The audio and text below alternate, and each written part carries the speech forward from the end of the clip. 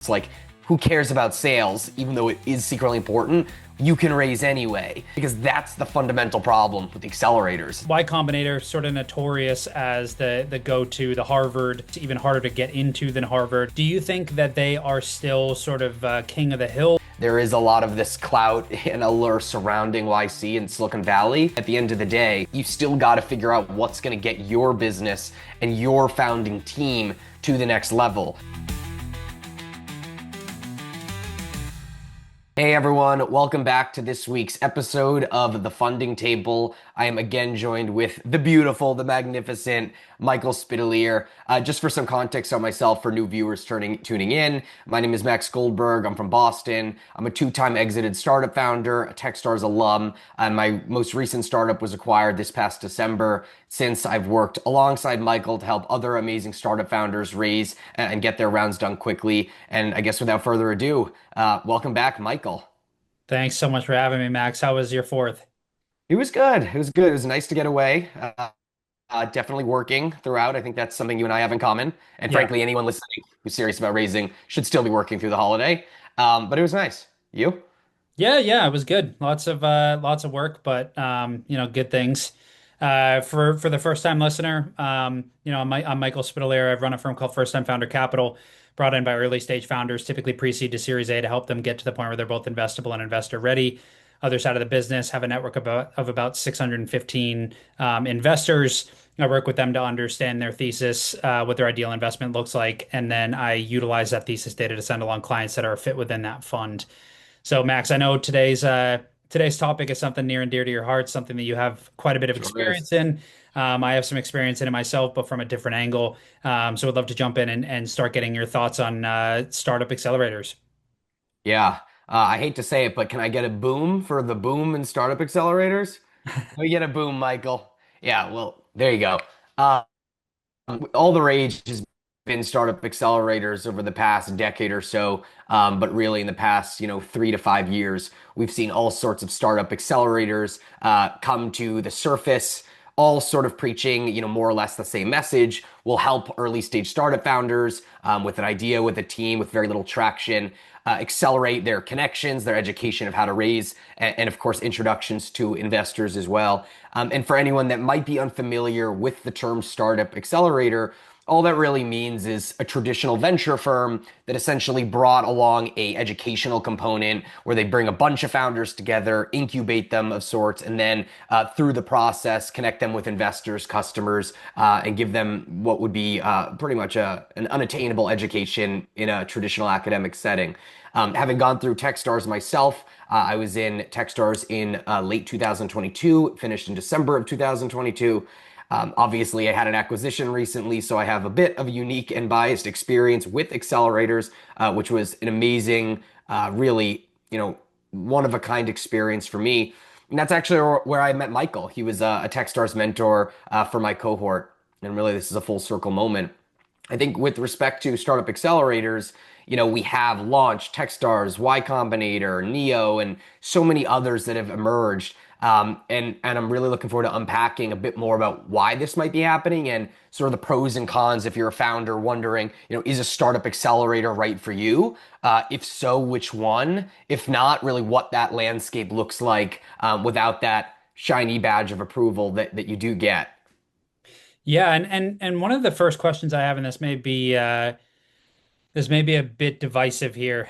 This may split the group, but Y Combinator sort of notorious as the go-to, the Harvard of accelerators, even harder to get into than Harvard, it appears.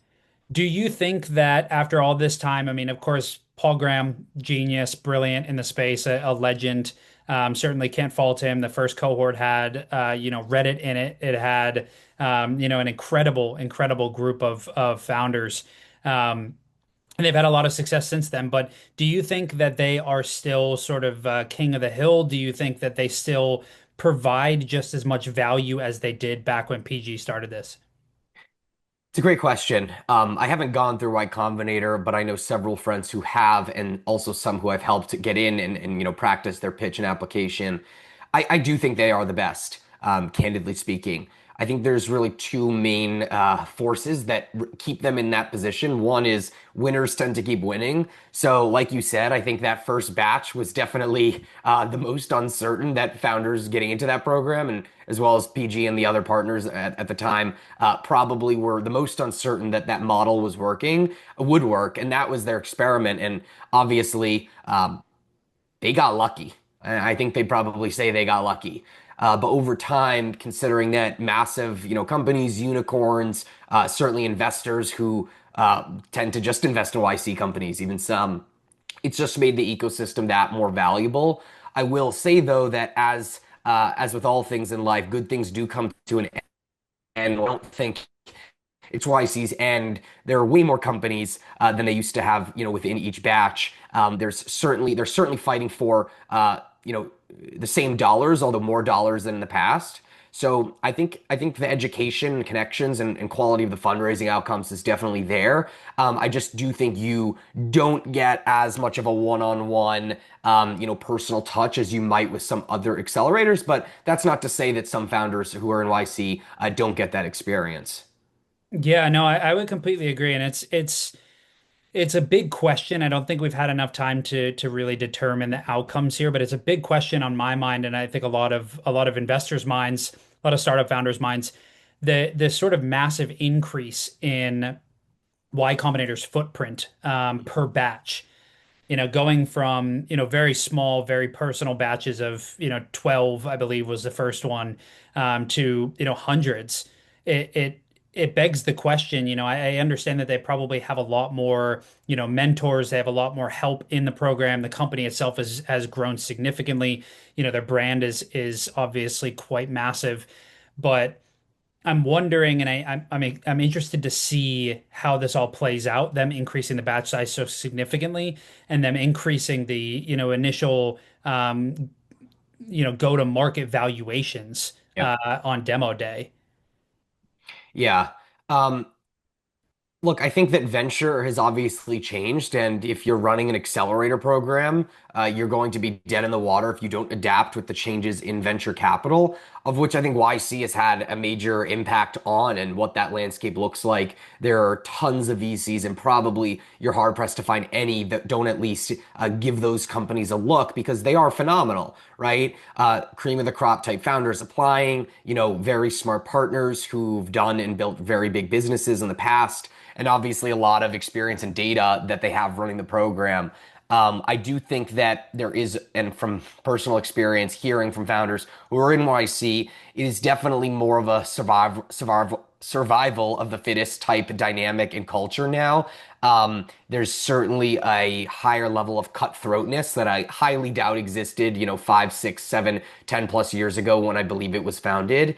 And there are a lot of founders that are doing Y Combinator as essentially a replacement for Harvard MBA on their resume and doing it for the logo and the clout and the connections, which, I mean, if you get in, do with what you want of the experience. But um, there is definitely more and more of a push to raise more larger rounds and at higher and higher valuation caps and on higher valuations. And I think that that does a lot of companies a disservice. And they might not advertise that on the way in, but still, the vast majority of YC companies are not tremendously successful or not successful at all. And there is a lot of narrative building. There is a lot of this clout and allure surrounding YC in Silicon Valley.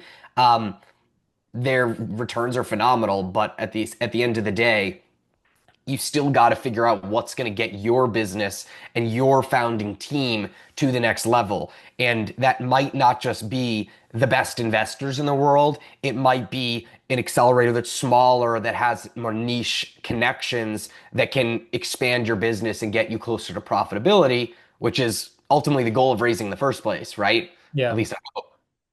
Well, I'm curious to know, you sort of just brought this to mind. I'm curious to know if I have firm belief in Gary Tan. I think he's incredibly brilliant, very bright. He had initialized with Alexis Ohanian. They built that together after his YC experience, after Reddit, all that. So, I have nothing but respect for Gary Tan, but it almost makes you wonder, increasing the batch size to 200. are they really just going for that venture math where they're hoping one to maybe five can be the Airbnb, Yeah. Instacart, and they're just trying to expand the swath versus being really even more uber selective, right? I understand that startups have increased in quantity over the past 15 years. And I expect them to expand alongside that, but that sort of begs the question. So let me go back into your sort of personal experience at Techstars. What do you think is the most valuable piece that you got out of that? And then I do wonder if you think that a lot of people I've heard say that at this point the accelerator experience is more about that badge that you get, that you can say that you've been through the accelerator, and that the network is really the only thing that's valuable there. So what's your take on that? It's a great question. Obviously, I learned a tremendous amount of valuable information, and of course, the connections were equally as invaluable, if not more, in that process. I think just distilling down to what was most valuable for us for my company Hot Drop, I'll go as far in saying that I don't think we ever would have raised money at the point that we did. I was 20 years old, accepted into Techstars. I turned 21, right as I was entering the program. I highly doubt, as a then junior, rising senior in college, taking leave of absence, I highly doubt I would have raised the money if it weren't having Techstars there, not just as a seal of approval, but more so making and facilitating the introductions that ultimately, who ultimately became investors in the business. So, when I was in Techstars, actually, there's a little bit less of a focus on raising immediately in Techstars, whereas in YC, sometimes they push founders to start raising early, or they've raised even pre-program, just with their acceptance being that token that gets investors across the line, which is insane to me. But at the end of the program, we obviously had our demo day. I had a number of VC conversations as a result of that, which actually translated to no money in the business. It was only my Techstars MD who facilitated some introductions directly for me. I made a good impression. I was obviously young, have a ton of young energy, and I think he saw a lot of himself in me at this age. And ultimately, these partners ended up being the spark I needed to get the round done. And like, I'm eternally grateful for them and what they've done. Separately, I also think that your entire approach to raising capital changes. So you tend to view these VCs as, the keystone, the unlock that you need. And I think Techstars, NYC, and the others do a great job at teaching you how to actually work with these people, how to position yourself with a position of strength, knowing that they are equally as important to make this partnership work as is the founder and the founding team, and just knowing how to handle objections, and really getting that battle tested strategy was among the most important for me. Yeah, no, that makes complete sense, and I think that I have a little bit of bias there as a mentor for a couple Techstars cohorts. I also mentored for Founder Institute and Northeastern's Accelerator, and I certainly have quite a decent amount of experience with that, and I loved the opportunities to work with these early stage companies. Founder Institute, especially. I mean, I had my first batch that I mentored. Someone had incorporated their company the day before the program started. So Founder Institute is very, very early, oftentimes, and Techstars is a little bit further along. So it's been interesting seeing that Well, sort of. let's talk about that for 1 second, though. I think that's what has changed with the accelerators is they definitely claim to be, there at the earliest stage, idea, promising background, and I think that can be true, but it's certainly becoming there's a higher and higher threshold every year for these accelerators. I personally know founders that had, several hundred thousand, even $1 million in annual recurring revenue, or, hundreds of thousands of users that got them accepted into these programs. So I think it's becoming a bit more, I wouldn't call it later stage, but they have a higher expectation that you come into the batch with some real traction. And that is ultimately the success, the formula for success with raising. So if you really are like, you came up with an idea 2 weeks ago with your buddy, whether you went to Stanford or not, I do think you will find a bit more resistance than the accelerators like to say themselves. Well, I think it's interesting that you say that. I find that it's I'm seeing a lot of that in the investor market as well. You have these investors that say they're idea stage investors, like as early as you can get, Yeah. then you share a very early deal, and they're like, "Look, we're looking for 150K in MRR." It's like, oh, that's Yeah. not necessarily idea stage. I mean, you could just say that you're like, you know, higher pre-seed or early Mhm. seed. Just state yourself correctly there. But anyway, so a big question I think a lot of founders have is, are accelerators right for me? Right. So that's obviously a very difficult question to answer in sort of a large swath. It's not a one size fits all. There are, different accelerators. There's different scenarios. The founders are, come from different backgrounds. They're building in different industries. Understanding all that and knowing that this advice is not for, directly for everyone and to be seen as gospel. Yep. How would you answer that question if a startup founder asks you, is it worth it to go through an accelerator and give up that 7% or even pay for an accelerator? Some of them are pay to play, which I have a whole feeling about, but versus going out there and being, a quote unquote scrappy founder and building the network themselves. Yeah, I think 100% you do it if you have the opportunity. And there's no downside to at least applying to several of them, whether it be YC, Techstars, Pair, Neo. There's just so many at this point. Um, Assuming you don't have an existing not even just an existing network, but a clear way to raising the round. I think a lot of people think that just having friends with VCs or like living in San Francisco, as an example, is ultimately going to get your company funded. That's just absolutely not true. Having friends that are in these accelerators or have raised from, certain funds, that definitely can help. But ultimately, I think true to the name accelerator, viewing these programs as accelerants, not sparks necessarily, is how you should be viewing them. So if you came in and somehow got accepted, if you had relatively nothing, you are going to learn a tremendous amount. But I am skeptical at this point that you have as much of a benefit, whereas you had something already going and potentially working or not working, and you need someone to help you pivot and turn it around. I think that's the sweet spot for most founders. And I think ultimately the question of how you pay for this, right? There's roughly 7 to 10% dilution. Sure, you're getting some capital infused in your business among other benefits.